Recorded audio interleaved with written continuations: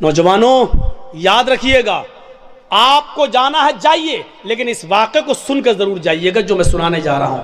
اللہ تبارک و تعالیٰ نے نماز کے سلسلے میں کیا فرمایا، یہ سن لیجئے گا۔ وَمَنْ أَعْرَضَ عَنْ ذِكْرِي فَإِنَّ لَهُ مَعِيشَةً ضَنْكَ، جو اللہ کے ذکر سے اعراض کرے گا، جو اللہ کے ذکر سے اعراض کرے گا، جو میرے ذکر سے اعراض کرے گا، ہم اس کی روزی کو تنگ کر دیں گے۔ جن لوگوں کی روزی تنگ ہے، یعنی پیسہ تو بہت آتا لیکن رکتا نہیں ہے، دنیا کا کوئی بھی ملا اور کٹھ ملا تمہیں کوئی تعویذ نہیں دے سکتا ہے۔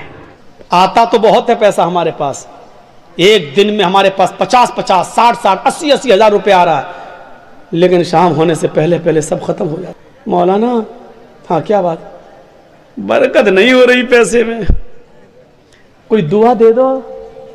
ارے یار وہ مولوی تجھے کیا دعا دے گا، بیچارہ وہ خود 10,000 روپے مہینے میں پڑھا رہا ہے، اس کی روزی میں خود برکت نہیں ہو رہی ہے، وہ خود 8,000 روپے مہینے میں پڑھا، وہ تو تجھے تعویذ دے گا، وہ تجھے کوئی راستہ بتائے گا؟ تو غلط جگہ پہ جا رہا ہے۔ وہ دل کی تسلی کے لیے کچھ لکھ کے دے دے، تو لٹکا لے، وہ الگ بات ہے، لیکن اللہ کی قسم مولوی کے پاس رزق میں برکت کی کوئی دعا نہیں ہے، مولوی کے پاس کوئی دعا نہیں ہے۔ اللہ نے صاف کہہ دیا اگر روزی میں برکت چاہتے ہو تو یہ طریقہ اپناؤ۔ وَمَنْ أَعْرَضَ عَنْ ذِكْرِي فَإِنَّ لَهُ مَعِيشَةً ضَنْكَ، جو میرے ذکر سے اعراض کرے گا۔ یہاں ذکر سے مراد نماز ہے، ذکر سے مراد نماز ہے۔ دیکھیے اللہ نے قرآن میں دوسری جگہ کہا فَإِذَا نُودِيَ لِلصَّلَاةِ مِنْ يَوْمِ الْجُمْعَةِ فَاسْعَوْا إِلَىٰ ذِكْرِ اللَّهِ یا ایھا الذین آمنوا اذا نودی للصلاۃ، اے ایمان والو جب تمہیں جمعے کی نماز کے لیے بلایا جائے، اذا نودی للصلاۃ، جب تمہیں نماز جمعہ کے لیے آواز دی جائے، یعنی اذان ہو، فاسعوا الی ذکر اللہ، تو تم دوڑ پڑو کہاں؟ اللہ کے ذکر کی طرف، یعنی نماز کے لیے۔ ذکر سے مراد کیا ہے؟ نماز۔ یہاں ذکر اللہ نے کس کو کہا؟ نماز کو۔ یہاں اللہ نے کیا کہا؟ وَمَنْ أَعْرَضَ عَنْ ذِكْرِي، جو میرے ذکر سے منہ موڑے گا، فَإِنَّ لَهُ مَعِيشَةً ضَنْكَ، ہم اس کی روزی تنگ کر دیں گے۔ میرے ذکر سے مراد نماز، یعنی نماز کے وقت جو منہ موڑے گا ہم اس کی روزی تنگ کر دیں گے۔ آپ نماز پڑھنا شروع کر دیجئے، روزی کے دروازے کھل جائیں گے، روزی کے دروازے کھل جائیں گے۔ اب اعراض کسے کہتے ہیں وہ بھی سن لیجئے، منہ موڑنا کسے کہتے ہیں؟ مثال دوں، یہاں ہم کیرم بورڈ کھیل رہے ہیں اور وہاں مؤذن کہہ رہا اللہ اکبر اللہ اکبر، ہم اللہ اکبر کی آواز سن کر بھی کیرم بورڈ کھیلنے میں لگے ہیں۔ اس کا مطلب یہ ہے کہ ہم نے نماز سے اعراض کر لیا ہے، ہم نماز کا انکار نہیں کر رہے ہیں، لیکن نماز کے وقت ہم نماز پڑھنے نہیں جا رہے ہیں، یہ ہے نماز سے اعراض۔ یہاں میچ ہو رہا ہے، انڈیا پاکستان کا میچ آ رہا ہے، یہاں اذان کی آواز آتی ہے حی علی الصلاۃ، آؤ نماز کے لیے۔ ہم سوچ رہے ہیں یار 5 اوور باقی رہ گیا ہے، ہم یہ دیکھ لیں۔ اگر یہ نہیں دیکھیں گے، اگر نماز پڑھنے جاتے ہیں تو میچ کا لطف نہیں لے پائیں گے، کون ہارا کون جیتا یہ تو پتہ چل جائے گا، لیکن میچ کا ایک ایک بال کا جو مزہ لینا ہے اور ایک ایک بیٹ شاٹ کا جو مزہ لینا وہ دیکھ کر ہی ملے گا۔ ہمیں معلوم ہے 5 اوور بہ گئے ہیں، لیکن 5 اوور کے دیکھنے کے چکر میں ہماری جماعت چلی جائے گی۔ ایسے موقع پر جماعت کو نظر انداز کر دینا اور میچ کو دیکھتے رہنا، یہ ہے نماز سے اعراض، یہ ہے نماز سے اعراض۔ جو نماز سے اعراض کرے گا ہم اس کی روزی کو تنگ کر دیں گے۔ اگر تمہیں اپنا علاج کرنا ہے تو نماز سے اعراض بند کرو، اذان کی آواز سنتے ہی فوراً مسجد کی طرف جاؤ اور نماز کی ادائیگی کرو۔ اللہ سے کہ ذکر سے اعراض کا بھیانک انجام کیا ہوتا ہے، اس انجام کی طرف میں تمہیں لانا چاہتا ہوں۔ آپ نے نام سنا ہوگا، اتر پردیش میں ایک ضلع ہے جس کا نام ہے غازی آباد۔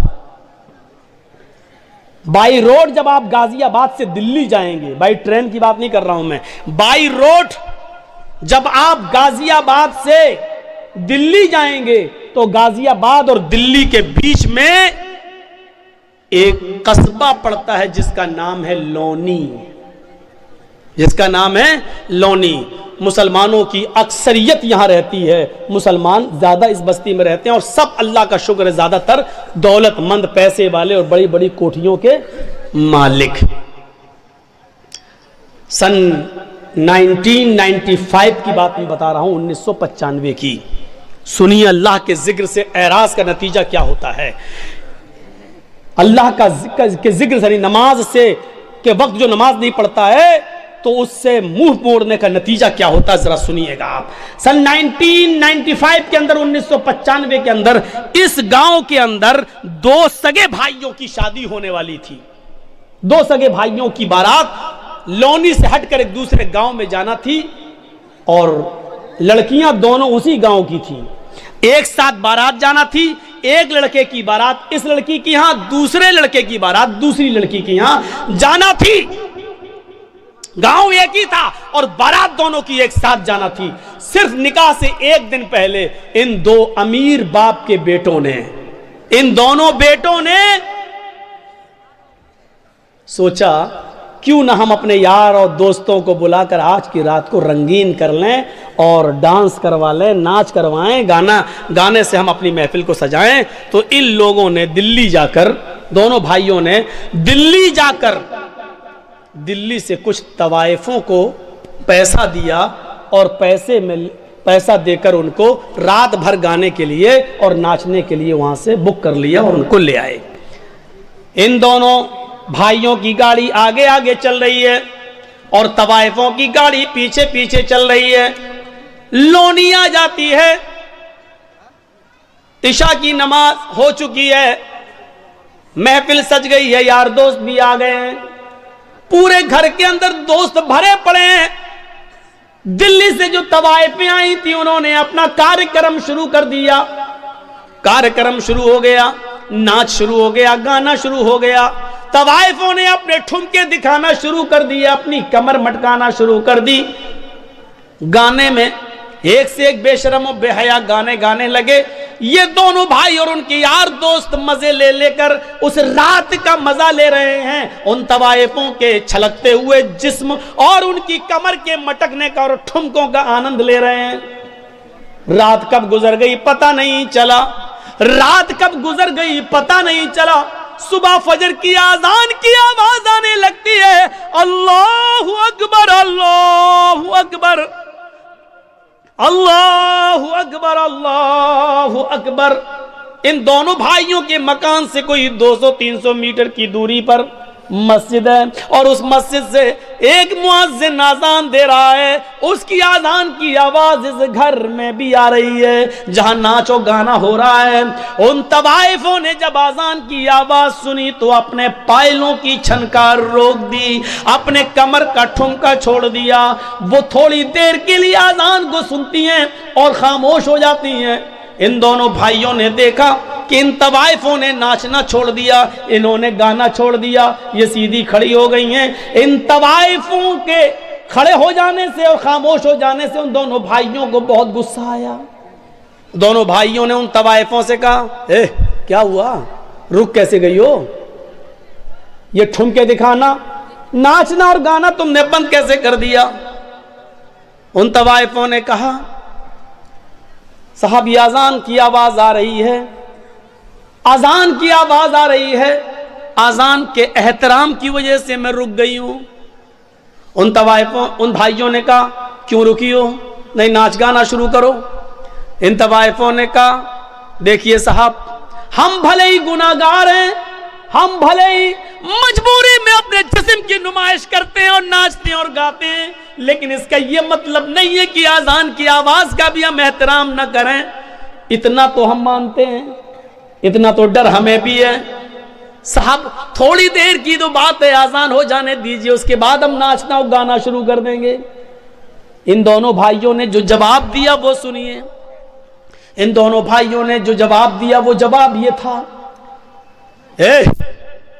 اذان تو دن بھر میں 5 مرتبہ ہوتی ہے, وہ تو ہوتی ہے, وہ تو پھر ہو جائے گی, لیکن تم تو بار بار نہیں آتی ہو, تم تو آج آئی ہو کل تھوڑی آؤ گی. مؤذن اپنا کام کر رہا, اس کو کرنے دو, تم اپنا کام شروع کرو, چلو ناچو. اور ان طوائفوں نے یہ سوچ کر کہ میرے پوری رات کی مزدوری کہیں یہ نہ مار لے, پیسہ نہ دے, اس لیے انہوں نے اپنے کمر کو پھر مٹکانا شروع کر دیا. پھر ٹھمکے لگانا شروع کر دیا اور ناچنا پھر شروع کر دیا، اور یہ ناچ گانا صبح 7 بجے تک چلا۔ دن میں 2 بجے بارات جانا تھی، شام کو 7 بجے نکاح ہونا تھا، 9 بجے وہاں سے ان دونوں عورتوں کی، دونوں بیویوں کی رخصتی ہو کر ان دونوں بھائیوں کے گھر آنا تھی۔ کارڈ سب کو بڑھ چکے تھے، صبح 7 بج چکے ہیں۔ ان طوائفوں نے کہا دیکھو میں اکیلے نہیں جاؤں گی، تم لوگ مجھے لے کر آئے ہو، مجھے دلی پہنچاؤ بھی، کیونکہ راستے میں ہم طوائفوں کو لوٹنے والے لوگ بہت ملتے ہیں، ہمارے جسموں کے ساتھ غلط سلوک کرتے ہیں، اس لیے تم لوگ ہمیں چھوڑ کے بھی آؤ۔ ان دونوں بھائیوں نے کہا چلو ہم لے کر آئے تھے تو چھوڑنے جانے میں کیا عرض ہے۔ ان دونوں بھائیوں نے اپنی گاڑی اٹھائی، طوائفوں کی گاڑی بھی چلنے لگی۔ اب طوائفوں کی گاڑی آگے آگے چل رہی ہے اور ان دونوں بھائیوں کی گاڑی پیچھے پیچھے چل رہی ہے، تاکہ ان طوائفوں کو آگے سے اگر پیچھے کر دیں تو ہم تو آگے نکل جائیں اور پیچھے سے ان کا اپہرن ہو جائے، نہیں تو ان طوائفوں سے کہا تم آگے آگے چلو۔ طوائفوں کی گاڑی آگے آگے چل رہی ہے اور ان دونوں بھائیوں کی گاڑی پیچھے پیچھے چل رہی ہے۔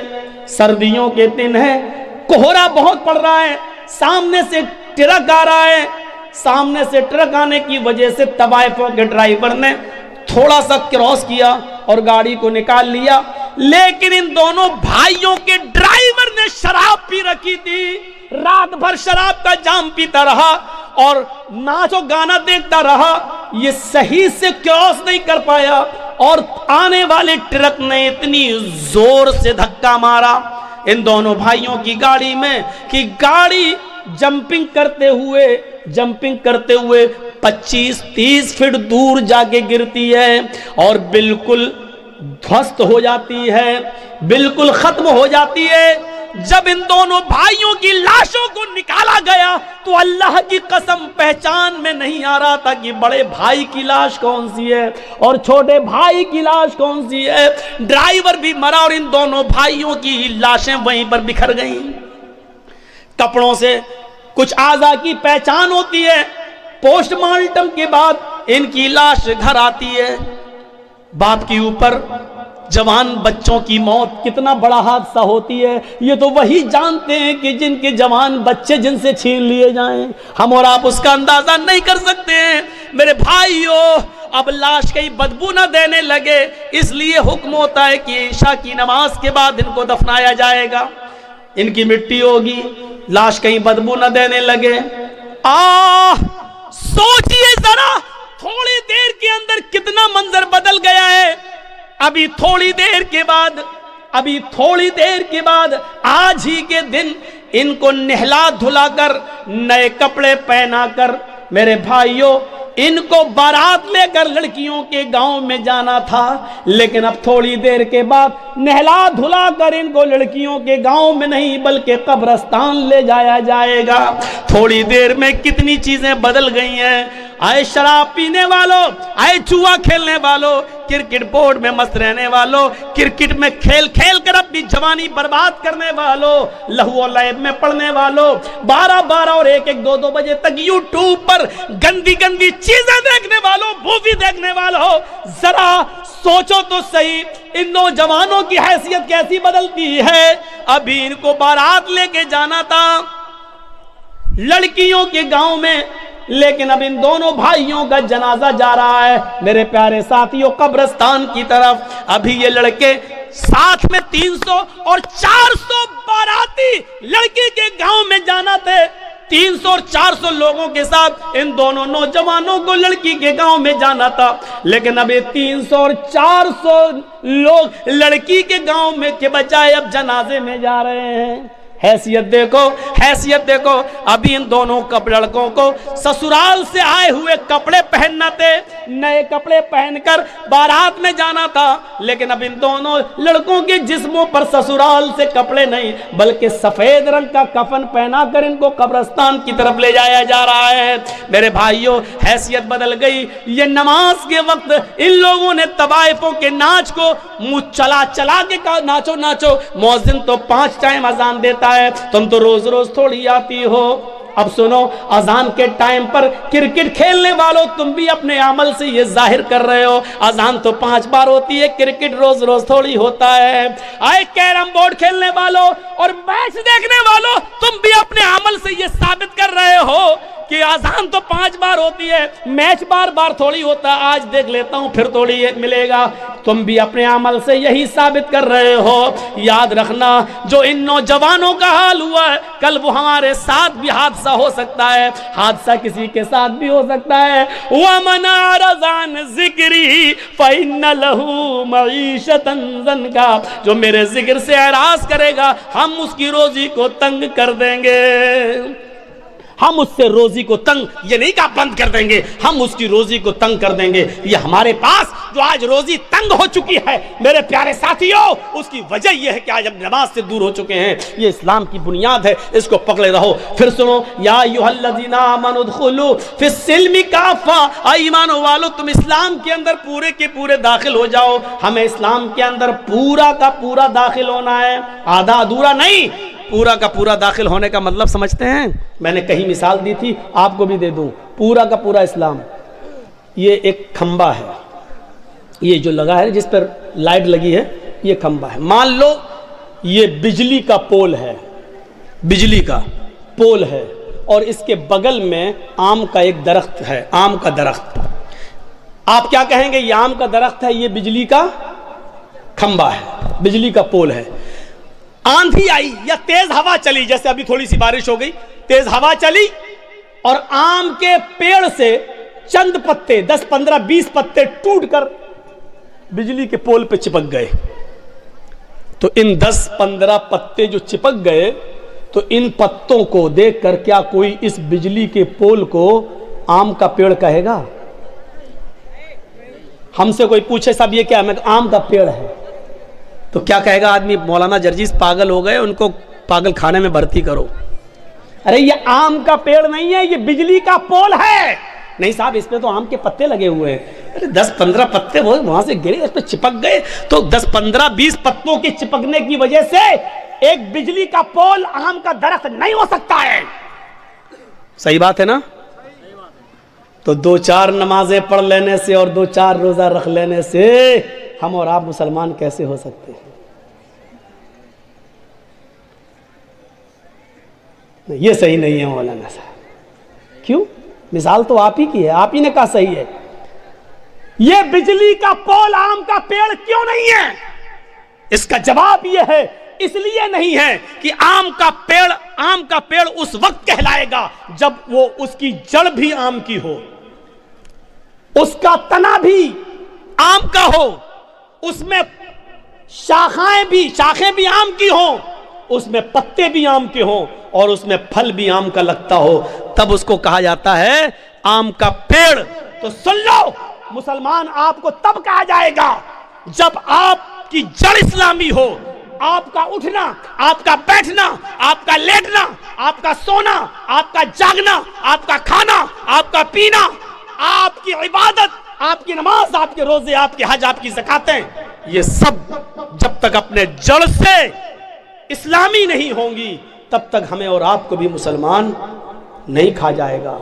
जिस तरह चंद पत्तों के चिपक जाने की वजह से बिजली का पोल आम का पेड़ नहीं हो सकता, उसी तरीके से चंद इबादतें कर लेने की वजह से हम और आप पक्के मुसलमान नहीं। कुरान ने क्या कहा? मुसलमान मत बनो, या अय्युहल्लज़ीना आमनू उदखुलू फिस्सिल्मि काफ़ा, पूरे के पूरे इस्लाम के अंदर दाखिल हो जाओ। कैसे? एक गिलास उठाइए, मिसाल देता हूं। ये गिलास है, इसमें हम एक पत्थर है डाल देते हैं, ये लीजिए। अब आए नहीं रहा, मोबाइल ही छोटा बड़ा। चलिए मान लीजिए हमने एक पत्थर उठाया, इस पे पानी भरा हुआ है और एक पत्थर हमने इसके अंदर डाल दिया। दिख रहा है गिलास के अंदर पत्थर पड़ा है। 2 दिन के बाद आए, देख रहे हैं पर भी पत्थर पड़ा हुआ है। 2 दिन के बाद हमने निकाला और फेंक दिया। हमारा इस्लाम से ऐसा ताल्लुक नहीं होना चाहिए कि जब चाहें हम इस्लाम के अंदर दाखिल हो जाएं और जब चाहें हमको इस्लाम से निकाल दिया जाए। ऐसा नहीं होना चाहिए। ये पानी का एक गिलास है, जलेबी तो खाते ही होंगे, जलेबी में रंग पड़ता है ना, कलर, گلاب جامن وغیرہ میں، بوندی وغیرہ میں آپ جو کھانے والا رنگ ہے 2 روپے کا رنگ لے آئیے اور اس پانی میں ڈال دیجئے اور پانی رکھ دیجئے. اگر لال رنگ ڈالا ہے تو پانی کیسا ہو جائے گا؟ لال. گرین کلر ڈالا ہے تو پانی کیسا ہو جائے گا؟ گرین. یلو کلر ڈالا ہے تو پانی کیسا ہو جائے گا؟ یلو. پیلا. اب کیا آپ کے باپ بھی رنگ کو پانی سے الگ نہیں کر پائیں گے؟ کر کے دکھاؤ. کیوں؟ پانی میں جب رنگ پڑ گیا تو پانی نے فوراً رنگ کو اپنے اندر جذب کر لیا اور رنگ نے بھی پانی کو اپنے رنگ میں ڈھال لیا. دونوں طرف سے بات ہوئی نا. پانی میں رنگ ڈالا گیا، پانی نے فوراً رنگ کو اپنے اندر جذب کر لیا، لیکن رنگ نے بھی پانی کو اپنے رنگ میں ڈھال لیا. اب آپ رنگ کو الگ کرنا چاہو پانی سے تو رنگ پانی سے الگ نہیں ہو سکتا، اور پانی کو الگ کرنا چاہو رنگ سے تو پانی بھی الگ نہیں ہو سکتا. پھینک دو گے بیکار ہو سکتا ہے لیکن الگ نہیں ہو سکتا ہے. یہ تعلق ہونا چاہیے ہمارا اسلام کے ساتھ. یعنی اسلام ہمارے اندر ایسا گھسا ہوا ہو، ایسا جذب ہو جائے کہ اسلام ہمارے اندر ایسا جذب ہو کہ ہم اسلام کے مزاج میں ڈھل جائیں اور اسلام ہمیں اپنے اندر جذب کر لے. پھر ہم سے اسلام کو نکالا جائے تو نہ نکلے، اور اسلام کو ہم سے دور کیا جائے تو نہ ہو. جیسے سمیہ سے اسلام دور کروایا جا رہا ہے لیکن جان دے دی، لیکن سمیہ سے اسلام نہیں چھڑا. حضرت بلال سے اسلام چھڑایا جا رہا ہے لیکن بلال نے کہا جان دے دیں گے لیکن اسلام نہیں چھوڑیں گے. میرے پیارے ساتھیوں، اسلام کے ساتھ ہمارا تعلق رنگ اور پانی کی طرح ہونا چاہیے کہ ہم سے اسلام دور کیا جائے تو نہ ہو، اور اسلام سے ہم کو دور کیا جائے تو ہم کو دور نہ کیا جا سکے. یہ تعلق ہونا چاہیے ہمارا اسلام کے ساتھ. میرے پیارے بھائیوں، یہی ہمارا اسلام کے ساتھ یہی سلوک ہونا چاہیے. ہم اٹھیں تو سوچیں کہ اسلام کی مخالفت تو نہیں ہو رہی ہے، ہم بیٹھیں تو سوچیں کہ ہمارا بیٹھنا غیر اسلامی تو نہیں ہے، ہم چلیں تو سوچیں کہ ہمارا چلنا غیر اسلامی تو نہیں ہے، ہم شادی کریں تو سوچیں کہ ہمارا چلنا غیر اسلامی تو نہیں ہے، ہم کھائیں پیے یا جو محنت، جو بزنس، جو کاروبار کر رہے ہیں اس کے بارے میں سوچیں کہ کہیں غیر اسلامی تو نہیں ہے. جب تک ہم ایسا نہیں کریں گے ہم اسلام کے اندر پورے کے پورے داخل نہیں ہو سکتے ہیں. اسلام مکمل ایک مذہب ہے، کمپلیٹ، کیونکہ اسلام نے کوئی چیز باقی نہیں چھوڑی ہے. میں نے کہا نا، ان لوگوں کی زندگی کے صرف 4 سال کے حالات موجود ہیں بس. عیسیٰ علیہ السلام کے 3 سال کے حالات موجود ہیں. آج چلے جائیے عیسائیوں کے پاس اور پوچھئے کہ شادی کیسے ہونی چاہیے، عیسائی نہیں بتا پائیں گے. کیوں نہیں بتا پائیں گے؟ ان کو معلوم ہی نہیں ہے. کیوں؟ عیسیٰ علیہ السلام نے شادی ہی نہیں کی تھی. جب شادی نہیں کی تو ان کو شادی کے حالات معلوم نہیں، شادی کیسے ہونا چاہیے. یہ پوری بائبل پڑھ جاؤ، شادی صرف اتنا لکھا ہے کہ اپنی زندگی اگر پاکیزہ گزارنا چاہتے ہو تو شادی کر لو، بس اتنا لکھا ہے. اپنی زندگی پاکیزہ گزارنا چاہتے ہو تو شادی کر لو، لیکن شادی کیسے کرو، کس عمر میں کرو، لڑکی بڑی ہونی چاہیے یا چھوٹی ہونی چاہیے، پھر شادی کے بعد بیوی کے ساتھ کس طرح رہو، مہر کتنا ہونا چاہیے، یہ تمام چیزیں بائبل بتانے سے خاموش ہے. وید آپ پڑھیں تو ویدوں میں بھی لکھا ہے کہ رام چندر جی نے بھی شادی کی تھی، لہذا تم وواہ کر کے اپنے آپ کو سرکشت کر لو. لیکن شادی کیسے ہونا چاہیے یہ آپ کو نہ ویدوں میں ملے گا، نہ رامائن میں، نہ گیتا کے اندر. کہیں پر بھی آپ چلے جائیے پورا منظر آپ کو نہیں مل سکتا، کیونکہ کوئی دھرم کمپلیٹ نہیں ہے. اسلام سے پوچھئے، محمد رسول اللہ سے سوال کیجئے کہ شادی کیسے کرنا چاہیے، تو اللہ کے نبی صلی اللہ علیہ وسلم کی شریعت جواب دے گی جیسے محمد رسول اللہ نے 25 سال کی عمر میں اپنی سے 15 سال بڑی حضرت خدیجہ کو اپنے نکاح میں لائے. یہ نہیں دے گا کہ یہ ہم سے عمر میں بڑی ہے اور اس کا پہلا شوہر طلاق دے چکا ہے یا انتقال کر چکا ہے، یہ بیوہ ہے، کسی کی شوہر مر گیا، یہ اس کے بعد کی بچی ہوئی بیوی ہے، اور خدیجہ کے 2 بچے بھی ہیں، ہم شادی کر لیں گے تو اس کو بھی سنبھالنا پڑے گا. یہ سب نہیں سوچا. بلکہ آپ نے نکاح کر لیا. خدیجہ نے پیغام بھیجا تھا. اللہ کے نبی صلی اللہ علیہ وسلم نے اپنے چچا ابو طالب سے مشورہ کرنے کے بعد ایکسیپٹ کر لیا. شریعت جواب دے گی کہ بڑی عمر کی عورتوں سے نکاح کرنا کوئی برا نہیں ہے. پھر شریعت یہ بھی کہتی ہے, محمد رسول اللہ جواب دیں گے کہ میں نے عائشہ سے بھی نکاح کیا جو ہم سے عمر میں بہت چھوٹی ہیں, لہٰذا اگر کوئی چھوٹی عمر سے شادی کرنا چاہے تو چھوٹی عمر کی لڑکی سے بھی نکاح کیا جا سکتا ہے, اس میں کوئی برائی نہیں ہے. لیکن رہنا ویسے, اگر تمہاری بیوی عمر میں بڑی ہے تو ویسے رہو جیسے میں خدیجہ کے ساتھ رہا. اگر تمہاری بیوی عمر میں چھوٹی ہے تو ویسے رہو جیسے میں عائشہ کے ساتھ رہا. غور کیجئے, آپ کو ایک ایک چیز کا ثبوت ملتا چلا جائے گا, کوئی چیز باقی نہیں ہے. یہاں تک کہ سونے کے آداب تک لکھے, میاں اور بیوی کو کس طرح اپنی زندگی گزارنا چاہیے وہ تک ملے گا. یہاں تک کہ میاں اور بیوی کے جسمانی اور شاریرک سمبند کیسے ہونا چاہیے جناب محمد رسول اللہ نے اس کو بھی باقی نہیں چھوڑا, اور وہ بھی بتا دیا. کیونکہ اسلام ایک کمپلیٹ مذہب ہے. جیسے ماں اور باپ اپنے بچے کو انگلی پکڑ کے چلنا سکھاتے ہیں, ماں کے پیٹ سے بچہ پیشاب اور پائخانہ کرنے کو, صاف کرنے کا طریقہ سیکھ کے نہیں آتا, وہ اپنے ماں اور باپ سے سیکھتا ہے. اسی طریقے سے محمد رسول اللہ نے بھی ہمیں انگلی پکڑ کے چلنا سکھایا ہے, سب کچھ بتا دیا ہے کہ تمہیں ایسا کرنا ہے, ایسا کرنا ہے, ایسا کرنا ہے, ایسا کرنا ہے. یہ کمپلیٹ مذہب ہے, کمپلیٹ مذہب ہے اسلام. اسی لیے اس کو مذہب کہا گیا ہے. باقی اور دوسرے مذہب جو ہیں وہ مذہب نہیں ہیں, مذہب نہیں ہے, ازم ہے. ہندو ازم ہے, عیسائی ازم ہے, جین ازم ہے. ازم کا مطلب ہوتا ہے جس میں باؤنڈری نہ ہو, اور مذہب کا مطلب ہوتا ہے جس میں باؤنڈیشن ہو, جس میں باؤنڈیشن ہو. کچھ جانور حلال ہیں, کھا سکتے ہو, لیکن ہر جانور نہیں کھا سکتے ہو. چائے پی سکتے ہو, دودھ پی سکتے ہو, لیکن ہر پینے والی چیز نہیں پی سکتے ہو. شراب نہیں. اچھا مولانا شراب تو چھوڑو, بیڑی سگریٹ وہ بھی نہیں. ایک باؤنڈیشن ہے. مولانا اس پہ بول دیجئے, اس پہ بول دیں گے تو پھر کون بلائے گا, کیونکہ سارا معاملہ تو اسی پہ ٹکا ہوا ہے پورے اورنگ آباد کا. اب ٹکا ہے تو کوئی کیا کرے, لیکن اس کی وجہ سے کوئی حق بات بولنا چھوڑ دے, پھر فرق کیا رہ جائے گا, پھر بات کیا رہ جائے گی. میرے پیارے ساتھیوں, حق بات اگر آپ کے اور ہمارے خلاف جائے تو جانا چاہیے. مولانا کو باؤنڈیشن نہیں کرنا چاہیے, نہیں اس پہ نہیں بول سکتے, اس پہ بول سکتے, اس پہ نہیں. ہمیں اپنے آپ کو سدھارنا چاہیے. اسلام کو اپنی مرضی کے مطابق ہمیں اور آپ کو نہیں ڈھالنا ہے, بلکہ اسلام کے منشا کے مطابق ہمیں اور آپ کو چلنا چاہیے. یہ ہونا چاہیے اسلام, یہ ہونا چاہیے اسلام.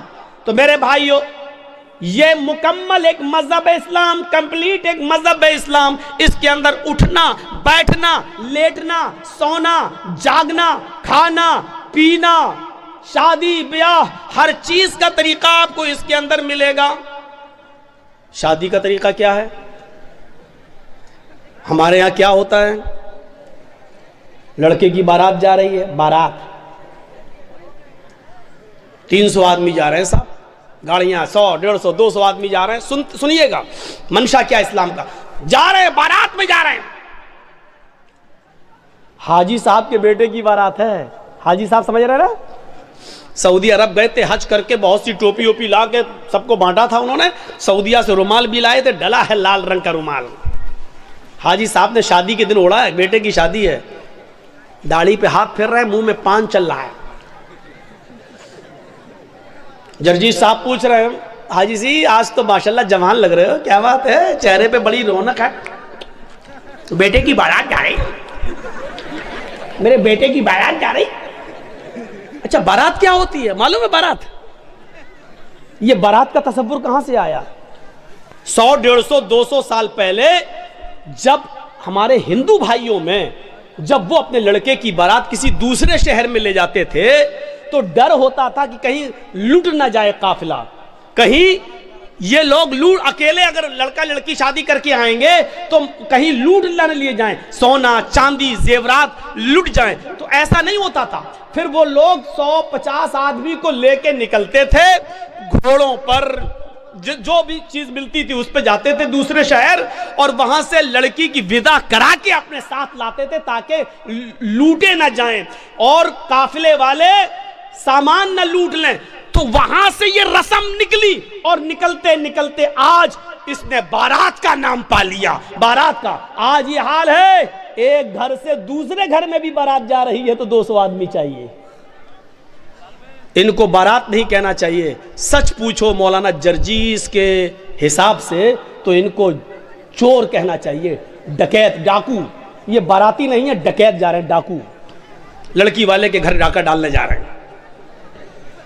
وہاں جا کے بیٹھ گئے صاحب, جیسے ان کے باپ کا گھر ہو. اب غریب لڑکی والا بیچارہ وہ ان کو اچھے سے اچھا کھلا رہا ہے. وہ جانتا ہے کہ اگر کھانے پینے میں تھوڑی سی بھی کمی ہو گئی تو زندگی بھر میری بیٹی کو تانا مارے گا. یہ پورا سماج جتنے آئے ہیں, یہ چور, یہ ڈکیت, یہ سب تانا ماریں گے, دیکھو اس کے باپ نے ایسا کھلایا, کوئی عزت نہیں کی ہے. تو بیچارہ وہ ان چوروں کا پیٹ بھرنے کے لیے ان ڈکیتوں کو حلق تک ٹھوس دیتا ہے, لو کھاؤ, پہلے ناشتہ پھر کھانا, یہاں تک ٹھوس دیتا ہے. اس کے صرف اس لیے کہ میری بیٹی کا گھر بس جائے, جبکہ اس کا قرض ادا کرنے کے لیے بیچارہ سالوں سال اس کا بیاج دیتا رہتا ہے لیکن قرض ادا نہیں کر پاتا ہے. یہ کون سوچے گا؟ ان غریب لڑکیوں کے جو ہاتھ پیلے نہیں ہو رہے ہیں, یہ کون سوچے گا؟ ذرا تصور کرو کہ ایک موٹر سائیکل پہ وہ لڑکا کیسے بیٹھ جاتا ہے. صاحب بڑی اچھی گاڑی ہے ماشاءاللہ, کہاں سے ملی, کتنے میں خریدی؟ جہیز میں ملی, جہیز میں ملی. ارے اس کو کہنا چاہیے بھیک میں ملی, کہتا جہیز میں ملی. اس کو کہنا چاہیے میرے سسر نے مجھے انٹرنیشنل بھکاری سمجھ کے دی, وہ کہتا گفٹ میں دی. نام بدل گئے, دیکھ لیجئے آپ. جو چیز بھیک میں ملی اس کو کہہ رہا جہیز میں ملی, اس کو کہہ رہا جہیز میں ملی. جس کو کہنا چاہیے میرے سسر نے مجھے انٹرنیشنل بھکاری سمجھ کے دیا, بھیک میں دی, اس کو گفٹ کہہ رہا ہے, گفٹ. ارے نام بدل دینے سے حیثیت نہیں بدل دی جاتی ہے. شراب کا نام دوا رکھ دو تو شراب شرابی رہے گی, دوا نہیں ہو جائے گی. مولانا جرجیس کی شیروانی اتار کر کسی سور کو پہنا دو تو کیا وہ سور مولانا جرجیس بن جائے گا؟ لباس بدل دینے سے سور سور ہی رہے گا, گدھا گدھا ہی رہے گا, کتا کتا ہی رہے گا, بھیک بھیک ہی رہے گی. اس کا نام دہیج جہیز رکھ دینے سے معاف کرنا, بھیک کا نام نہیں بدل جائے گا. عورتوں نے ننگے پن کا نام فیشن رکھ دیا. کیا رکھ دیا؟ فیشن. اللہ کے رسول نے تو نہیں کہا وہ فیشن ہے. اللہ کے نبی نے تو کہا نساء کاسیات عاریات, ایک ایسا زمانہ آ جائے گا کہ تم عورتوں کو دیکھو گی کہ وہ کپڑے پہنے ہوں گی لیکن ننگی ہوں گی. اللہ کے نبی نے تو یہ کہا تھا کہ وہ کپڑے پہنے ہوں گی لیکن ننگی ہوں گی. کپڑا پہننے کے باوجود بھی کوئی ننگی ہوتا ہے؟ نہیں. لیکن نبی نے کہا کپڑے تو پہنیں گی لیکن ننگی ہوں گی. کپڑا پہنیں گی لیکن ہاتھ دکھیں گے, کپڑا پہنیں گی لیکن پیٹ دکھے گا, کپڑا پہنیں گی ان کے جسم کا اتارو چڑھاؤ دکھے گا. یعنی وہ ایسے تنگ کپڑے پہنیں گی کہ جس سے اگر کوئی ٹیلر کوئی درجی ان کو دیکھ لے تو ناپ لینے کی ضرورت نہ پڑے. وہ اپنی آنکھوں میں پورا کا پورا بسا لے کے اس کا سینہ اتنا, اتنی اس کی کمر اتنی, اس کی بلاؤز کا سائز اتنا, وہ صرف ایک نظر دیکھ کر اندازہ لگا لے کہ اس کی ساڑی کا ناپ کتنا, اس کی بلاؤز کا ناپ کتنا, اس کے پیٹ کا ناپ کتنا, اس کی کمر کا ناپ کتنا, اس کے سینے کا ناپ کتنا. ایسی عورتوں کو بتایا اللہ کے نبی نے کہ کپڑے تو پہنیں گی لیکن ننگی ہوں گی. نبی نے تو ان کو ننگا کہا ہے. اب ہمارے یہاں نام بدل گیا, یہ فیشن ہے, یہ فیشن ہے. لڑکیاں چپکے ہوئے کپڑے پہن کر مارکیٹ جا رہی ہیں, ان کی ران سے کپڑا چپکا ہے, ان کی پنڈلی سے کپڑا چپکا ہے. ہم کہہ رہے ہیں فیشن ہے یہ. میرے بھائیوں, تمہارے نام بدل دینے سے ان کا ننگا پن ختم نہیں ہو جائے گا. اللہ کی قسم تمہاری نظروں میں فیشن ہے لیکن محمد رسول اللہ کی نظر میں وہ لڑکی ننگی ہے, ننگی ہے, ننگی ہے, برہنہ ہے, برہنہ ہے, برہنہ ہے. نام بدل دینے سے حیثیت نہیں بدل جاتی ہے. بھیک کا نام دہیج رکھ دو, معاف کیجئے گا بھیک بھیک ہی رہے گی. دہیج ہو جانے سے یا جہیز ہو جانے سے میرے بھائیوں اس کی حیثیت نہیں بدل جائے گی. اور جہیز کس کو کہتے ہیں؟ دہیز تو ہندی لفظ ہے, اردو میں اس کو کہتے ہیں جہیز. اگر دیکھا جائے تو جہز یجہز و تجہیز اس سامان کو کہتے ہیں جو میت کے ساتھ جاتا ہے قبرستان تک. کہتے نہیں تجہیز و تکفین ہو گئی اس کی, عربی میں بولا جاتا ہے اردو میں کہ اس کی تجہیز, ایک فلاں آدمی مر گیا, انتقال ہو گیا ہے, اس کی تجہیز, اس کی تکفین 2 بجے ہوگی. اس کا مطلب کیا ہے؟ تجہیز سے بنا ہے جہیز. مرنے والے کے ساتھ جو سامان جاتا ہے, کفن افن وغیرہ, چارپائی وغیرہ, اس کو کہا جاتا ہے جہیز. آج وہ جہیز شادی کے بعد ہمیں ملتا ہے. ذرا اندازہ لگائیے گا کہ کتنا برا لفظ ہے جو مرنے کے بعد میت کے ساتھ جاتا ہے, وہ ہم شادی کے موقع پر لیتے ہیں جہیز کے نام پر. اتنا سننے کے باوجود بھی وہ پاگل ہی ہوگا جو کل شادی کرے اور پھر جہیز لے لے. یہ سننے کے بعد بھی. اب غور کریں آپ, شادی ہمارے یہاں کیسی ہو رہی ہے. پہلے باراتی پہنچ گئے, اب چلو چور اور ڈکیت کہہ دیا کافی ہے, اب باراتی کہہ دے رہا ہوں, بار بار برا نہ لگے. پہنچ گئے, ہو گیا سب. لیکن اللہ کے رسول کے زمانے میں شادی کیسی ہوتی تھی؟ وہ سارے واقعات آپ کے سامنے ہیں, سنے ہوں گے. ایک عورت اللہ کے نبی کے پاس آئی اور کہنے لگی کہ اللہ کے رسول, میں آپ سے شادی کرنا چاہتی ہوں, انی احب لک, میں اپنے آپ کو ہبہ کر رہی ہوں. تو اللہ کے نبی صلی اللہ علیہ وسلم نے کیا فرمایا؟ اب مجھے ضرورت نہیں ہے. وہاں ایک صحابی بیٹھے ہوئے تھے, فوراً کہنے لگے اللہ کے رسول اگر آپ کو ضرورت نہیں ہے تو میرے ساتھ کروا دیجئے اس کی شادی. کوئی بری بات نہیں کہی انہوں نے, میرے ساتھ کروا دیجئے. اللہ کے نبی نے کہا تم کرو گے؟ کہا مجھے ضرورت ہے بیوی کی. اس عورت سے پوچھا کہ تم اس کے ساتھ کرو گی؟ اس نے کہا آپ کے لیے آئی تھی, اگر آپ نہیں کر سکتے تو اس کے ساتھ کر دیجئے, مجھے تو گھر بسانا ہے. تو اللہ کے رسول نے اس آدمی سے, اس صحابی سے پوچھا کیا دو گے اس کو مہر میں؟ یہ نہیں پوچھا لڑکی سے تیرا باپ ہے, تیرا بھائی ہے, کیا دے گا اس صحابی کو, یہ نہیں پوچھا, بلکہ کیا پوچھا اس صحابی سے, کیا دو گے اس کو مہر میں؟ کہتا مہر میں کیا دو گے؟ کچھ نہیں ہے میرے پاس. بخاری کی حدیث کے الفاظ ہے ما عندی شیء, میرے پاس کچھ نہیں ہے, کچھ نہیں ہے اور شادی کا سپنا. آئے ہائے ہائے, اسلام دیکھیے, اسلام کچھ نہیں ہے اور شادی کا سپنا, کچھ نہیں ہے اور شادی کرنا چاہتا ہے. اللہ کے نبی نے فرمایا نہ ایسا مت کہو, کچھ نہیں ہے, گھر جاؤ شاید کچھ سامان مل جائے, لے کر آؤ, وہی اس کو مہر دے دیں گے. ہاں ٹھیک ہے میں جا رہا ہوں. گھر گیا, اپنی ماں سے, باپ سے, بھائی سے, بہن سے, سب سے پوچھ ڈالا کچھ ہے؟ پتہ چلا کچھ نہیں ہے. آیا کہ اللہ کے رسول گھر میں کوئی چیز نہیں ملی. آپ نے کہا دیکھو تم شادی کرنے جا رہے ہو, بیوی کو کچھ تو مہر دینا پڑے گا نا. پتہ چلا مہر نقد ہونا چاہیے, کچھ تو ملے گا. کہنے لگے کچھ نہیں ملا. اللہ کے نبی نے کہا دوبارہ جاؤ. کہا جب کچھ ہے ہی نہیں تو پھر دوبارہ جا کے کیا 50 بار بھی جاؤں گا تو کچھ نہیں ملے گا. کہا دوبارہ جاؤ, التمس خاتما من الحدید, لوہے کی انگوٹھی مل جائے تو وہی لے آؤ, سونے کی نہیں, چاندی کی نہیں, لوہے کی انگوٹھی جو آج 5-5, 6-6, 10-10 روپے میں ہمیں سڑکوں پر مل جائے گی. اگر لوہے کی انگوٹھی ہی مل جائے تو وہی لے آؤ, وہی دے دو اپنی بیوی کو, ہونے والی بیوی کو. وہ کہتا لوہے کی انگوٹھی, چلو جاتا ہوں پوچھتا ہوں, معمولی چیزیں ہوگی گھر میں رکھی ہوگی. وہ دوبارہ گھر گیا. وہ صحابی تھوڑی دیر کے بعد گھر سے واپس آتے اور کہتے ما وجدت خاتما من الحدید, اے اللہ کے رسول گھر میں بہت کچھ ڈھونڈا, بہت تلاش کیا, لیکن مجھے لوہے کی انگوٹھی بھی نہیں ملی. مایوس ہو گئے. اللہ کے رسول بھی بیٹھے کہ اس کے پاس لوہے کی انگوٹھی بھی نہیں ہے, اب یہ کیسے کیا ہوگا. اب وہ جانے لگا. اللہ کے نبی نے کہا کہاں جا رہے ہو؟ کیا کروں گا بیٹھ کے, جب نکاح ہی نہیں ہو سکتا ہے, لوہے کی انگوٹھی بھی نہیں ہے, کچھ نہیں ہے گھر میں, جا رہا ہوں کھیتی باڑی کروں گا, کچھ محنت کروں گا, مزدوری کروں گا, ماں بوڑھی ہے اس کی ذمہ داری ہے میرے اوپر, باپ بوڑھے ہیں ان کو کھلاتا ہوں پلاتا ہوں, جا رہا ہوں کام دھندا کروں گا کچھ. اللہ کے نبی نے کہا ادھر آؤ. بیٹھایا اپنے پاس, پوچھا تمہارے پاس کچھ نہیں ہے؟ کہا کہہ تو دیا نہیں ہے.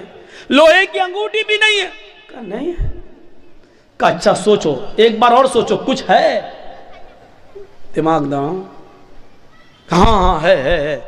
کہا کیا ہے؟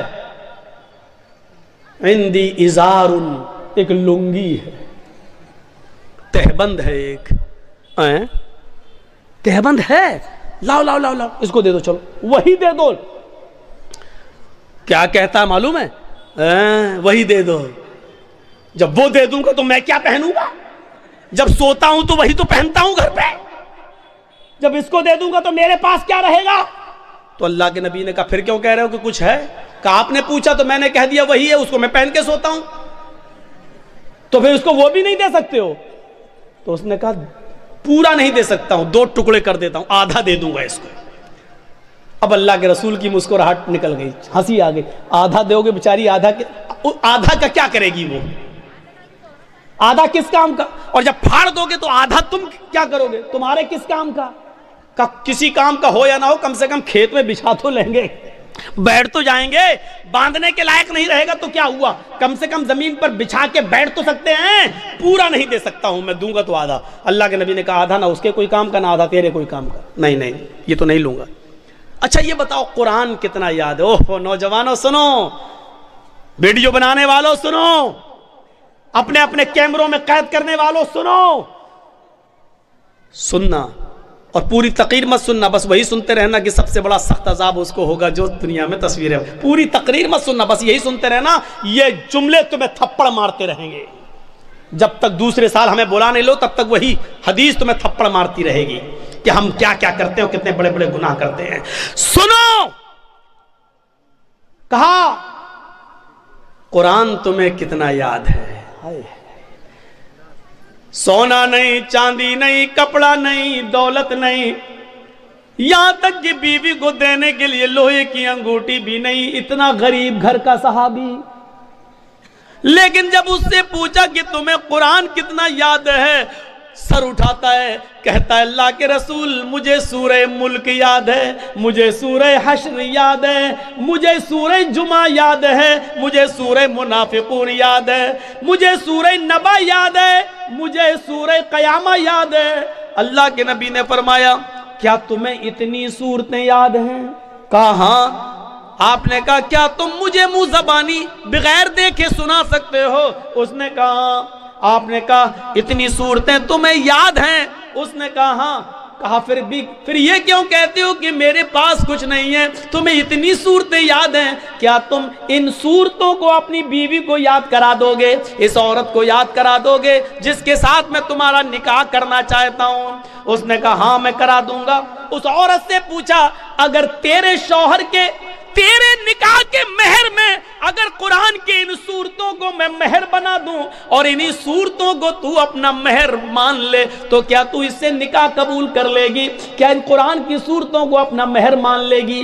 کہنے لگی روتے ہوئے اے اللہ کے نبی، جس عورت کی شادی میں، جس عورت کے نکاح میں قرآن کی صورتیں مہر بن جائیں، اس سے زیادہ بابرکت نکاح کس کا ہو سکتا ہے؟ اس سے زیادہ پاکیزہ نکاح کس کا ہو سکتا ہے؟ پھر اللہ کے نبی نے ان صورتوں کو ہی مہر بنا دیا اور اس کے بعد نکاح پڑھا دیا. اس عورت کا نہ کوئی باپ تھا، نہ چچا تھا، نہ بھائی تھا، اس لیے خود اللہ کے رسول قاضی کی حیثیت سے اس کے ولی بن گئے، سرپرست بن گئے، اور آپ نے اس کا نکاح کر کے اسی دن بھیج دیا. نہ بارات کا پتہ تھا، نہ ابڑنے کا پتہ تھا، نہ ہلدی کا پتہ تھا، نہ مہندی کا پتہ تھا، نہ لڑکیاں لڑکے کو دیکھنے آئیں، نہ لڑکی والے دیکھنے آئے. وہیں پر نکاح ہوا اور سب کچھ ہو گیا سارا. اور سنو، یہ نکاح جتنی سادگی کے ساتھ ہوا، 1400 سال کے بعد آج بھی اس نکاح کا چرچا ہوتا ہے، اس نکاح کا تذکرہ ہوتا ہے، اس نکاح کا ذکر ہوتا ہے. 1400 سال کے بعد بھی اس نکاح کا ذکر ہو رہا ہے. تو میرے بھائیوں، میں کہنا یہ چاہ رہا تھا کہ اسلام مکمل ایک مذہب ہے، مکمل کمپلیٹ ایک دین ہے، کمپلیٹ. اسلام کے علاوہ کوئی دین کمپلیٹ نہیں ہے. اسلام کی خصوصیت ایک اور ہے. کیا ہے؟ یہ دین معتدل ہے. معتدل کس کو کہتے ہیں؟ آئیے ذرا سن لیجئے. دین معتدل، اعتدال، جس کے اندر میاں نہ روی ہو، جس کے اندر نہ بہت زیادتی ہو نہ بہت کمی ہو. اعتدال، یہ صرف اسلام کی خصوصیت ہے. کیا ہوا؟ کچھ ہوا ہے؟ بارش ہو رہا ہے تو تھوڑا دیر بیٹھیے، جب تیز ہوگی تو سب سے پہلے تو ہم ہی بھاگیں گے. جب تک ہم بیٹھیں تب تک آپ بیٹھے رہیے. سنیے، اچھا پنڈال ہے، بارڈر پروف پنڈال ہے، آپ لوگ ڈریے نہیں. صحابہ کرام نے اسلام کے لیے اپنی جانیں لٹا دیں، آپ تھوڑی سی بارش برداشت نہیں کر سکتے ہیں؟ بیٹھیے، آج آپ کے ایمان کا امتحان لینا ہے. آج آپ کے ایمان کا امتحان لینا ہے. جو یوگی اور مودی کا پرستار ہے وہ جائے، جو محمد رسول اللہ کا پرستار ہے وہ بیٹھے، جو ایمان جس کے دل میں ہے وہ بیٹھے. جس کو ان سیاسی لیڈروں سے محبت ہے وہ جائے، جس کو ایمان سے پیار نہ ہو وہ جائے، جس کو محمد رسول اللہ کی شریعت سے پیار ہے وہ یہاں بیٹھے، وہ یہاں سنے. میرے بھائیو، اسلام ایسے ہی نہیں ملا ہے، ایسے ہی نہیں ملا ہے. صحابہ کی قربانیوں کے بعد، ان کی گردنیں کٹنے کے بعد، ان کی شہادتوں کے بعد یہ اسلام ہم تک آیا ہے. سمیہ رضی اللہ تعالیٰ عنہ نے اپنی شرمگاہ میں نیزہ داخل کروایا تھا، لیکن اللہ اللہ کہتی رہی تھی. اس کے دونوں پیر باندھ دیے گئے تھے، چیر دی گئی، جسم سے دو ٹکڑے کر دیے گئے، لیکن اسلام کو نہیں چھوڑا. آؤ، تم سمیہ جیسی صحابیات کے ایمان پہ بھروسہ کرتے ہو تو بیٹھو. ان کی طرح ایمان اگر تمہارے دلوں میں موجود ہے تو بیٹھو، اور دیکھتا ہوں کہ کون ہے جو بارش کے چند قطروں سے ڈر کے بھاگتا ہے، اور کون ہے جو اپنے ایمان کی مضبوطی کا ثبوت پیش کرتا ہے. میرے پیارے ساتھیوں، آپ کو بیٹھنا ہوگا، اور جس کو جانا ہو جائے. جس کے جیب میں نوٹوں کی گڈی ہو اور بارش کے قطروں سے اس کے بھیگ جانے کا ڈر ہو وہ جائے یہاں سے. مولوی جرجیز کو ایسے جوانوں کی ضرورت نہیں ہے، ایسے جوانوں کی ضرورت نہیں ہے. جرجیز کا راہ بڑا مشکل ہے، جرجیز کا راستہ بڑا کٹھن ہے. ہمارے راستے پر وہ چلے جو کانٹوں پہ چلنا جانتا ہو، ہمارے راستوں پہ وہ چلے جو آگ کے انگاروں پر جس کو ڈر ہو کہ ہمارے پیروں میں پھلک پڑ جائیں گے وہ جائے. اور جس کو امید ہے کہ ہم آگ کے انگاروں پہ چل جائیں گے قرآن و حدیث کی آواز سن کر، جس کو ایمان کے لیے آگ کے انگاروں پہ چلنا گوارا ہو وہ یہاں بیٹھے. اب دیکھتا ہوں کہ کس کے ایمان میں کتنی طاقت ہے اور کس کا ایمان کتنا کمزور ہے. میں نے دونوں چیزیں بتا دی ہیں آپ کے سامنے. اسلام ایک دین معتدل ہے، میاں نہ روی، برابری، اس کے اندر نہ زیادتی ہے نہ کمی ہے. سنیے، اسلام کی پہلی بنیاد 5 چیزوں پر جو رکھی گئی ہے، اس کی پہلی بنیاد کیا ہے؟ کلمہ طیبہ، لا الہ الا اللہ محمد رسول اللہ. یہ کلمہ پڑھنا ضروری ہے، لیکن کسی کو زبردستی پڑھوا کر اس کو مسلمان کرنا اسلام کے اندر حرام ہے. اس کے بعد اسلام کی دوسری بنیاد آتی ہے نماز. نماز فرض ہے، بہت ضروری ہے، لیکن اپنا کام دھندا چھوڑ کے 24 گھنٹے سجدوں پہ سجدے ٹھونکے رہنا، یہ اسلام نے اس کو جائز قرار نہیں دیا ہے.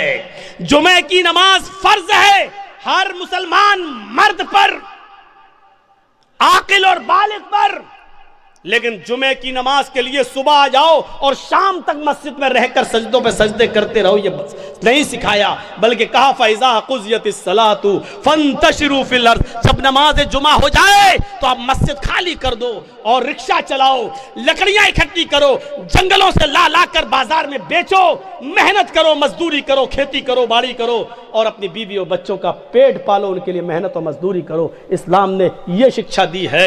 نماز فرض ہے، لیکن 24 گھنٹے سجدہ کرنا اسلام کے اندر جائز نہیں ہے. زکوٰۃ غریبوں کی بہت بڑی ہمدردی ہے.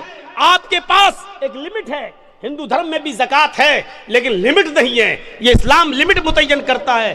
کتنا سونا ہونا چاہیے تب کتنی زکوٰۃ ہوگی، چاندی کتنی ہونی چاہیے تب اس پر زکوٰۃ ہوگی. سونا اور چاندی نہیں ہے لیکن پیسہ ہے، کتنا پیسہ ہوگی اس پہ زکوٰۃ ہوگی. آپ کے پاس مچھلیوں کی تالاب ہے تو کتنی مچھلیاں ہونی چاہیے جس پر آپ کے پاس زکوٰۃ ہوگی. آپ کے پاس بکریاں کتنی ہیں کہ جس پر کیا آپ کے اوپر زکوٰۃ فرض ہے. آپ کھیتی باڑی کرتے ہیں، کتنا دھان ہونا چاہیے کہ آپ کے اوپر زکوٰۃ ہے، کتنا گیہوں ہونا چاہیے کہ اس پر آپ زکوٰۃ دیں گے. بارش کے پانی سے کھیتی پیدا ہوئی ہے تو اس پر کتنی زکوٰۃ ہے. بارش نہیں ہوئی ہے، آپ نے پیسہ دے کر پانی خرید کر کھیتوں میں دیا ہے تو اس کے پانی سے جو پیداوار ہوئی اس پر کتنی زکوٰۃ ہے. اسلام نے ایک ایک چیز کو کمپلیٹ کر دیا اور بتا دیا ہے. موقع نہیں ہے کہ ان ساری چیزوں کو آپ کے سامنے رکھا جائے، آپ کے سامنے رکھا جائے. آپ اپنے جس مکان میں رہتے ہیں اس پہ زکوٰۃ ہے یا نہیں؟ ایک مکان کے علاوہ 2-3 پلاٹ آپ نے اور خرید رکھے ہیں، اس پر زکوٰۃ ہے یا نہیں؟ اگر وہ مکان پلاٹ آپ کے ہیں تو اس پر زکوٰۃ ہے یا نہیں؟ اگر اس کو بیچنے کے لیے رکھے ہیں آپ اس کو بیچیں گے, بزنس کر رہے ہیں, اس کو بیچ کر پھر دوسرا خریدیں گے, تو بیچنے کی نیت سے جو آپ نے زمین اور پلاٹ خریدے ہیں تو اس پر زکوٰۃ ہے یا نہیں ہے؟ تو کتنی ہے؟ آپ کپڑے کا کاروبار کرتے ہیں اس پہ زکوٰۃ ہے یا نہیں؟ جس دکان میں بیٹھتے ہیں اس پہ زکوٰۃ ہے یا نہیں؟ دکان پہ جو مال رکھا ہے اس پہ زکوٰۃ ہے یا نہیں؟ یہ تمام چیزیں اسلام نے بتا دی ہیں. اس لیے کہتے ہیں کہ اسلام ایک مکمل مذہب ہے جو کسی دوسرے دھرم کے اندر آپ کو نہیں ملے گا. اتنا لکھا غریبوں کو دو, کتنا دو؟ کچھ نہیں. کروڑوں والا 1 روپیہ دے کے بھی نکل جا, ہو گیا. لیکن اسلام میں اگر 1 لاکھ روپیہ تمہارے پاس ہے تو 2500 دینا پڑے گا. 2500 اگر 2400 دو گے اور 100 روک لیا تب بھی آپ گناہگار ہیں. یاد رکھیے گا, 1 لاکھ ہے, 2500 آپ پر زکوٰۃ بن رہی ہے. اگر آپ نے 2499 روپے دے دیے اور 1 روپیہ روک لیا تو آپ گناہگار ہیں. اسلامی حکومت ہوگی تو آپ سے جنگ کی جائے گی, آپ سے قتال کیا جائے گا, آپ سے لڑا جائے گا. اگر آپ 1 روپیہ دینے سے منع کریں گے تو آپ کے خلاف جہاد کیا جائے گا. میرے بھائیوں سوچو, یہ اسلامی رولز ہیں. یہ بڑے بیٹھے بڑے بڑے چودھری اور سرمایہ دار, بڑی بڑی بلڈنگوں کے مالک, آج جن کے پاس کروڑوں کی ملکیتیں ہیں, حساب لو تم زکوٰۃ دیتے ہو یا نہیں دیتے ہو اپنے مال کی پوری پوری. اسلامی حکومت ہوتی تو زبردستی لے لیا جاتا, نہیں ہے. وہ کہے گا بے حق آج تو مولویوں کو سب سے زیادہ سننا پڑتی ہے, آ گئے صبح صبح میرے پاس لینے, بیٹھو 10 بجے اٹھیں گے, صاحب سو رہے ہیں. اللہ کا شکر ادا کرو کہ ان مولویوں نے تمہارے لیے بہت آسانی پیدا کر دی, ورنہ ذمہ داری تمہاری تھی مدرسوں میں پیسہ پہنچانے کی. یہ تمہارے گھر آ کر تمہیں عذاب الہی سے بچا رہے ہیں, تمہارے گھر آ کر. اور تم ان مولویوں کے بارے میں کہتے ہو کہ جاؤ صبح آنا, جاؤ 10 بجے آنا, ابھی ہم سو رہے ہیں. یہ زمین کہیں پھٹ نہ جائے, اور اے امیر آدمی, اے چودھری, کہیں تو اس زمین کے اندر دھس نہ جائے, دھس نہ جائے. مولویوں کی 2 سال کرونا رہا, کبھی آپ نے سوچا علماء کا کیا ہوا بیچاروں کا؟ جو مدرسے بند ہوئے ان کا بارے میں سوچا کبھی آپ؟ ایک مولانا صاحب مسجد میں دعا کر رہے ہیں, وہ ویڈیو بڑا وائرل ہو رہا ہے. 26 سال تک انہوں نے کسی مسجد میں امامت کی, 26 سال کے بعد ان کی تنخواہ کتنی ہوئی؟ 12,000. 12,000. اب وہ مسجد میں جمعہ پڑھانے کے بعد, جمعہ ختم کرنے سے پہلے دعا کر رہے ہیں, اللہ جب 26 سال میں نے اس مسجد میں جمعہ پڑھایا ہے, اس مسجد میں نماز پڑھائی ہے, آج میری تنخواہ 12,000 ہے. جتنی میری تنخواہ ہے اتنی تنخواہ, اتنا ہی کاروبار, اتنی ہی دولت کا مالک مسجد کے سیکریٹری کو بنا دے, مدرسے کے سیکریٹری کو بنا دے, مسجد کے متولی کو بنا دے. سب چپ. اس نے کہا آمین بولو, آمین بولو. کوئی آمین ہی نہیں بول رہا. کہا کیوں, کیا ہوا؟ تمہیں یہ دعا بری لگ رہی ہے تو کم سے کم مولویوں کے بارے میں بھی تو سوچو. 12 سال سے اس کی تنخواہ 3,000 4,000 سے آیا, 12 سال 26 سال میں اس کی تنخواہ 12,000.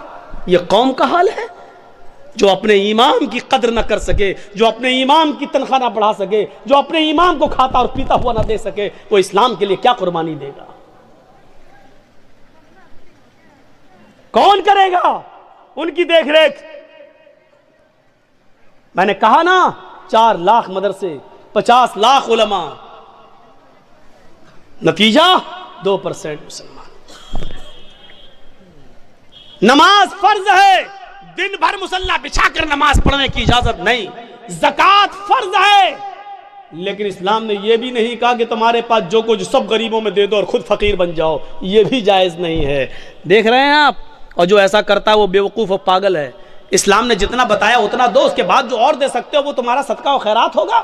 زکوٰۃ جتنی بنتی ہے اتنی تو دو کم سے کم, لیکن پورا کا پورا سب کچھ لٹا دینا اور اپنے آپ کو کنگال کر دینا, اسلام نے یہ نہیں سکھایا. آخری چیز ہے اسلام کی حج, بہت بڑی نعمت ہے. حج فرض ہے. اگر آپ کے پاس اس وقت حج کی استطاعت ہو گئی ہے, لیکن 2 سال کے بعد آپ کی بیٹی کی شادی ہے اور آپ حج کا فارم نہیں بھر رہے تو آپ گناہگار ہیں. یہ سوچ کر پہلے بیٹی کی شادی کر دیں, اس کے بعد ہم حج کرنے جائیں گے. نہیں, آپ کے پاس حج کا پیسہ ہو گیا, حج کی استطاعت ہو گئی, آپ کو جانا پڑے گا. اس سال فارم بھریے, قسمت میں ہوگا تو آپ کی منظوری آ جائے گی, نہیں ہوگا تو پھر دیکھیے بعد میں دیکھا جائے گا. لیکن بیٹی کی شادی کے انتظار میں آپ رک رہے تو غلط کر رہے ہیں, کیونکہ بیٹی کی شادی میں خرچ کرنے کی اجازت اسلام نے نہیں دی ہے, لیکن حج کو فرض کیا ہے اور حج کی فرضیت اسلام کے اندر موجود ہے. اور اگر کوئی امیر آدمی جو ابھی تک حج کی استطاعت رکھتا ہے, 3-4 لاکھ روپے خرچ کر کے حج کرنے جا سکتا ہے لیکن نہیں جا رہا ہے, اگر اسی حال میں اس کی موت ہو گئی تو مات علی المجوسیہ، تو وہ مجوسیت کی موت مرے گا۔ یہ اللہ کے نبی نے فرمایا کہ وہ اسلام پر نہیں، مجوسیت کی آگ کا پجاری ہو کر مرے گا، اس کا انتقال اسلام کے اوپر نہیں ہوگا۔ مات علی المجوسیہ، وہ مجوسیت پر مرے گا۔ ایک حدیث کے اندر آتا ہے مات علی غیر الفطرہ، وہ اسلام کے خلاف غیر اسلام پر مرے گا، یعنی اس کا انتقال اسلام کے اوپر نہیں ہوگا۔ ہم نے معمولی چیز سمجھ لیا ہے، لیکن اسلام کے اندر حج فرض ہے، وہاں تک جانا ضروری ہے، لیکن یہ بھی نہیں کہا کہ آپ کے پاس وہاں تک جانے کی طاقت نہیں ہے تو اپنی دکان بیچ دو، دکان کا سارا مال بیچ دو، آپ اپنا مکان بیچ دو اور حج کرنے جاؤ، یہ بھی نہیں کہا ہے۔ اسلام معتدل ہے، اسلام اعتدال چاہتا ہے، بیچ کا راستہ چاہتا ہے۔ اگر تمہارے پاس طاقت ہے وہاں تک جانے کی تو جاؤ، زکوٰۃ اگر تم پہ فرض ہو رہی ہے تو دو، رمضان کے روزے تم رکھو، لیکن یہ بھی نہیں کہا کہ مسلسل اور پے در پہ رکھتے چلے جاؤ، ہمیشہ رکھو کبھی نہ چھوڑو، یہ بھی نہیں کہا ہے۔ اگر ایسا کرتے ہو تب بھی گناہ گار ہو۔ تو یہ اسلام معتدل ہے، اعتدال اس کے اندر ہے، میان روی اور بیچ کا راستہ ہے۔ اسلام دین السہل ہے، یہ آسانی چاہتا ہے۔ میں جانتا ہوں کہ نماز فرض ہے، کسی بھی حال میں معاف نہیں ہے، لیکن مولانا جرجیس کو کرسی سے باندھ دیا گیا ہے، کچھ گنڈے ہم سے جے شری رام کے نعرے لگوا رہے ہیں، مار رہے ہیں۔ اسی وقت اذان کی آواز آتی ہے اللہ اکبر اللہ اکبر، جرجیس صاحب نماز اس وقت بھی معاف نہیں۔ دیکھ رہے ہیں آپ، جرجیس صاحب کہہ رہے ہیں ظالموں مار لینا مجھے، لیکن نماز کا وقت ہو گیا، کم سے کم مجھے نماز پڑھ لینے دو۔ یہ کہنا پڑے گا جرجیس صاحب کو۔ چھوڑ دیتے ہیں تو ٹھیک ہے، لیکن ہاتھ پیر بندے ہیں، نہیں چھوڑ رہے ہیں۔ ایک بار کہیے ظالموں چھوڑ دو مجھے تاکہ میں وضو بنا لوں، انہوں نے کہا نہیں، تمہارے ہاتھ پیر نہیں کھولے جائیں گے، تب بھی نماز فرض ہے۔ اگر وضو بنانے کی اجازت نہیں دی جا رہی ہے تو دل میں نیت کر لو وضو کی۔ سن رہے ہیں؟ مار پڑ رہی ہے، دشمن سامنے کھڑا ہے، نوجوانوں تمہارے اوپر تو یہ کچھ بھی نہیں ہو رہا ہے، اور پھر بھی تم سوتے رہتے ہو، بنے ہو محمد اسلم، محمد اکرم، محمد اظہر، محمد فلاں۔ اوہ سنو، مار لگ رہی ہے، ڈنڈوں پہ ڈنڈے برسائے جا رہے ہیں، تھوڑی دیر بعد ہماری روح نکل جائے گی، کیونکہ لنچنگ کرنے والوں نے ہمیں چھوڑا نہیں ہے، مار مار کے ماری ڈالا ہے۔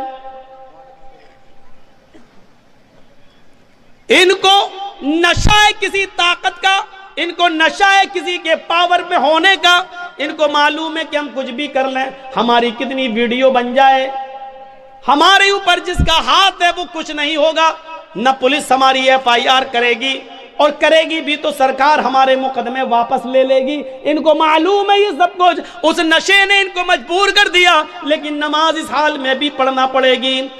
آسانی کیا ہے؟ نماز فرض ہے، یہ سختی ہے، لیکن آسانی کیا ہے؟ اگر وہ تمہیں وضو نہیں بنانے دے رہے ہیں تو تم دل میں نیت کر لو وضو کی۔ اگر وہ تمہیں کھول نہیں رہے ہیں، قبلے کی طرف تمہارا چہرہ نہیں کرنے دے رہے ہیں، تو دل میں نیت کر لو، اگر میرا چہرہ کھلا ہوتا تو میں قبلے کی طرف کر لیتا۔ اے اللہ، میرے لیے قبلہ آج بدلنے کی طاقت نہیں ہے، میرے لیے یہ لوگ میرا چہرہ قبلے کی طرف نہیں کر سکتے، لیکن اینما تولوا وجوہکم، ہم جہاں کہیں بھی ہیں، جس طرف بھی میرا چہرہ ہے، تو اپنے علم کے اعتبار سے ہر جگہ ہے۔ اے اللہ، میری نیت کو ہی میرے لیے قبلہ بنا دے، لیکن نماز پھر بھی پڑھنا پڑے گی۔ اللہ اکبر کہنے کے لیے ہاتھ نہیں اٹھ رہے ہیں، ہاتھ پیر باندھ دیے گئے ہیں، تو زبان سے ہی کہہ دو اللہ اکبر۔ ہاتھ نہیں باندھ پا رہے ہو تو مت باندھو۔ اب اگر تمہیں ہاتھ باندھ کر دعائیں نہیں پڑھنے کا موقع مل رہا ہے تو ایسے ہی پڑھتے رہو زبان سے، الحمدللہ رب العالمین الرحمن الرحیم مالک یوم الدین۔ نماز اس حال میں بھی تمہیں پڑھنا پڑے گی۔ آسانی یہ ہے کہ جس کنڈیشن میں ہو اسی کنڈیشن میں پڑھ لو، لیکن معاف نہیں ہے۔ سہولت بھی دیکھو، وضو کے لیے وضو نہیں بنانے دیا جا رہا ہے تو دل میں نیت کر لو، ہو گیا. یہ ہے آسانی. اسلام دین السہل ہے. اتنی آسانی دنیا کے کسی مذہب کے اندر نہیں ہے. سفر میں رمضان کا روزہ نہیں رکھ سکتے ہو, سفر میں ہے, جا رہے ہو, چھوڑ دو, کوئی مذائقہ نہیں. وَإِن كُنتُمْ فِي سَفَرٍ, اگر تم سفر میں ہو تو تم اس روزے کو چھوڑ دو. جب سفر پورا ہو جائے, بعد میں جتنے روزے تمہارے چھوٹے ہیں وہ رمضان کے بعد انہیں پورے کر لو. میرے بھائی, یہ قرآن اس بات کی اجازت دیتا ہے, شریعت اس بات کی اجازت دیتی ہے. اور آج تمہیں ایک آسانی دین کے اندر سہولت کا ایک منظر دکھاؤں کہ ایک صحابی اللہ کے نبی کے پاس آئے اور آ کر کہنے لگے, اے اللہ کے نبی میں تو برباد ہو گیا. اللہ کے نبی نے کہا کیا ہوا؟ کہ میں بتا نہیں سکتا ہوں. کہ بتا نہیں سکتا تو راستہ کیسے نکلے گا تیرے لیے؟ کہ اللہ کے نبی شرم آتی ہے, کیسے بتاؤں؟ کہا ان اللہ لا یستحی من الحق, اللہ تعالیٰ حق بات سے نہیں شرماتا. اس نے کہا اللہ کے رسول, روزے کی حالت میں بیوی سے ہم بستری کر لی. رمضان کا روزہ تھا, روزہ فرض روزہ میں رکھا ہوا تھا, اور روزے کی حالت میں بیوی سے ہم بستری کر لی. اللہ کے نبی نے کہا اوف, تو چلیے ہو گئی غلطی, کوئی بات نہیں, کفارہ ادا کر دو. کفارہ مطلب پراشچت, کفارہ ادا کر دو, اس کا دنڈ ہے, اسلام نے بتایا ہے, وہ پورا کر لو. کہنے لگا نہیں معلوم کیا ہے. اللہ کے نبی نے کہا ایک غلام آزاد کر دو.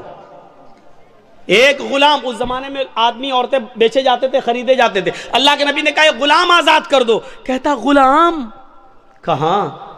کہ اللہ کے رسول مجھے تو خود دوسرے کی زندگی ہو گئی, غلامی کرتے کرتے دوسرے کی غلامی کرتے کرتے پوری زندگی ہو گئی ہماری. میں کیسے غلام خرید کے آزاد کر دوں؟ نہیں کر پاؤں گا. اللہ کے نبی صلی اللہ علیہ وسلم نے فرمایا اچھا تو غلام آزاد نہیں کر سکتا؟ کہ نہیں, تو دوسرا آپشن بھی ہے. کہ کیا ہے؟ کہ تم 60 روزے رکھو, شہرین متتابعین, مسلسل, کنٹینیو, ریگولر. کتنے روزے رکھو؟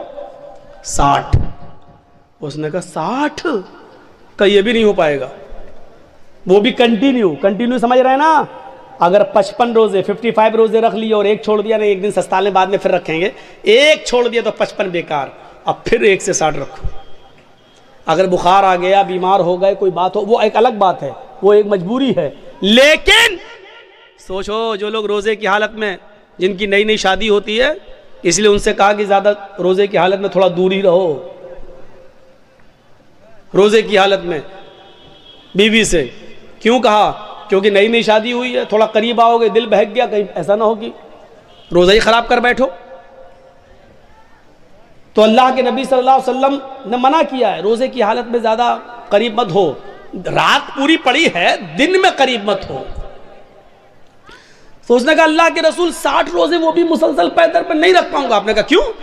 کہا ایک روزے میں تو یہ حالت ہو گیا, بیوی سے مل بیٹھا, 60 نہیں رکھ پاؤں گا. ایک روزے پہ تو صبر نہیں ہو سکا, 60 میں کون کر لے گا؟ نہیں ہو, یہ بھی نہیں ہو, میری طاقت سے باہر ہے. اللہ کے نبی نے کہا اچھا تو تیسرا آپشن بھی ہے تمہارے لیے. کہا کیا؟ آپ نے کہا 60 مسکینوں کو کھانا کھلاؤ. بڑا دلچسپ واقعہ ہے.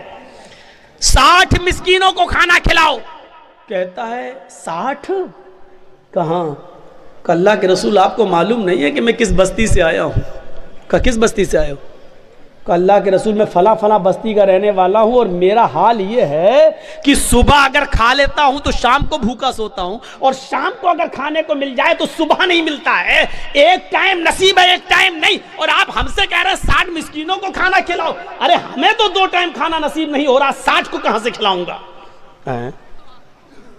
اللہ کے نبی نے کہا یہی 3 راستے تھے, چلو ایک اور راستہ نکالتا ہوں تمہارے لیے. نماز کا وقت ہوا, نماز پڑھنے صحابہ آئے. نماز کے بعد آپ نے صحابہ کو بتایا تمہارے بھائی کو ایسی ایسی پریشانی ہو گئی ہے, اس کے لیے کچھ مدد کرو, کچھ چندہ اندہ کرو. صحابہ نے چندہ کیا, کوئی 2 کھجور لایا, کوئی 5 کھجور لایا, کوئی 10 کھجور لایا. 10 کلو کا ایک ٹوکرا بھر گیا کھجوروں کا, اتنا بڑا ٹوکرا. اللہ کے رسول نے کہا لو, یہ تمہارے بھائیوں نے تمہاری مدد کی ہے, چلو اس 10 کلو کھجوروں کے ٹوکرے کو اٹھاؤ, اپنے گاؤں میں لے جاؤ, اپنے قبیلے میں, اور وہاں جتنے غریب ہیں ان میں تقسیم کر دو, تمہارا کفارہ ادا ہو جائے گا. جاؤ. ہنسنے لگا. اللہ کے نبی نے کہا کیوں ہنس رہے ہو؟ کہ اللہ کے رسول آپ نے کہا اپنے گاؤں میں لے جاؤ اور غریبوں میں بانٹ دو. کہاں؟ کہا اللہ کی قسم مجھ سے زیادہ غریب میرے پورے گاؤں میں کوئی ہے ہی نہیں. کیا بولا؟ اللہ کی قسم، اللہ سے، اللہ کی قسم پورے گاؤں میں مجھ سے زیادہ غریب میرے پورے گاؤں میں کوئی نہیں ہے. یہ سن کر اللہ کے نبی بھی ہنس دیے، صحابہ بھی ہنس پڑے. اللہ کے نبی نے کہا اچھا جاؤ تم ہی کھا لو اور اپنے بچوں کو کھلا دو، جاؤ کفارہ ادا ہو جائے گا. گناہ بھی کر بیٹھا، وہ جس کو کہتے ہیں ہم بستری بیوی سے ہم بستری بھی کر بیٹھا، بڑا گناہ کر بیٹھا. غلام آزاد کرنے کی بھی طاقت نہیں رہی، 60 روزے بھی نہیں رکھ سکتا، مسکینوں کو کھانا بھی نہیں کھلا سکتا. اب لوگوں سے چندہ بھی ہوا تو چندے کو بھی بانٹنا نہیں چاہ رہا. کہہ رہا اللہ کے رسول کس کو تھا؟ غریبوں میں بانٹنے کا حکم ہے نا، غریبوں میں کیسے بانٹوں؟ مجھ سے زیادہ تو کوئی غریب ہے ہی نہیں میرے پورے گاؤں میں. تو اللہ کے رسول نے کہا جب تجھ سے زیادہ کوئی نہیں ہے تو یہ تیرے ہی لیے جائز ہو گیا، تیرے بچوں کے لیے جائز ہو گیا. جا کھا لے اور تیرا گناہ بھی معاف، تیرا وہ کفارہ بھی ادا ہو جائے گا. ذرا تصور کرو کہ اس سے زیادہ سہولت اور اس سے زیادہ آسانی ہمیں اور آپ کو کہاں ملے گی. یہ اسلام ہے، اسلام یہ دین و سہل ہے، دین و سہل. اس لیے میرے بھائیوں اس پر عمل کریے.